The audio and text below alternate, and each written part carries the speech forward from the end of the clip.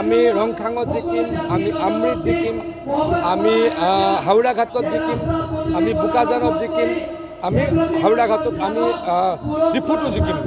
মুঠৰ ওপৰত পাঁচটা সমষ্টিত বিজেপি দল জিকিব আৰু ইয়াতে যথেষ্ট পৰিৱৰ্তন হৈছে।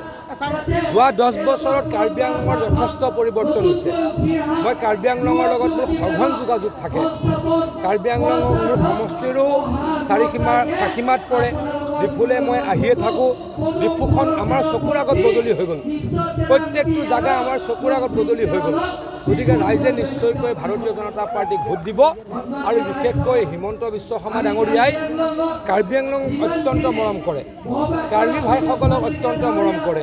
গতিকে কাৰ্বি ভাইসকলে বা ইয়াত থকা কাৰ্বি অনা কাৰ্বি সকলোৱে হিমন্ত বিশ্ব শৰ্মা ডাঙৰীয়াক আশীৰ্বাদ দিব। বিজেপি পাঁচটা সমষ্টিত জয়লাভ কৰিব।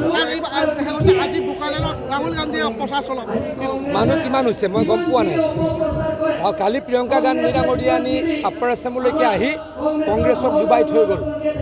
দেৱব্ৰত শইকীয়া ডাঙৰীয়া বিৰোধী দলৰ দলপতি, তাত মানুহ হ'ল 1800, খোৱাঙত মানুহ হ'ল 5000 আৰু আমাৰ আৰু এটা সমষ্টিত মানুহ হ'ল 5000।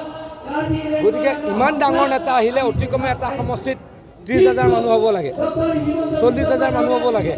গতিকে প্ৰিয়ংকা গান্ধী ডাঙৰীয়া আহি কালি কংগ্ৰেছক ডুবাইছে। ৰাহুল গান্ধী ডাঙৰীয়া আজি আহি আৰু কংগ্ৰেছক ডুবাব। কংগ্ৰেছৰ নিস্তাৰ নাই। কংগ্ৰেছক ৰাইজে ভোট নিদিয়ে। কংগ্ৰেছে বাংলাদেশীক সমৰ্থন কৰে, বাংলাদেশী অনুপ্ৰৱেশকাৰীক সমৰ্থন কৰে, পাকিস্তানৰ প্ৰতি তেওঁলোকৰ অনুকম্পা। গতিকে কংগ্ৰেছক আৰু অসমৰ ৰাইজে ভোট নিদিয়ে। আমি জিকিম, আমি ৰাইজক সেৱা কৰিম।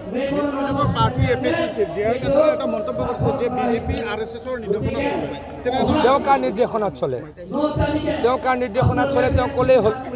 তেওঁ ভেটিকানৰ নিৰ্দেশনাত চলে নেকি মোৰ সন্দেহ আছে। তেওঁ কাৰ নিৰ্দেশত চলে প্ৰথম কওক, তাৰ পাছত আমি উত্তৰ দিম। তেওঁলোকে আমাৰ দলত যোগদান কৰাইছে। প্ৰায় 155 পৰিয়ালে আমাৰ দলত যোগদান কৰাইছে।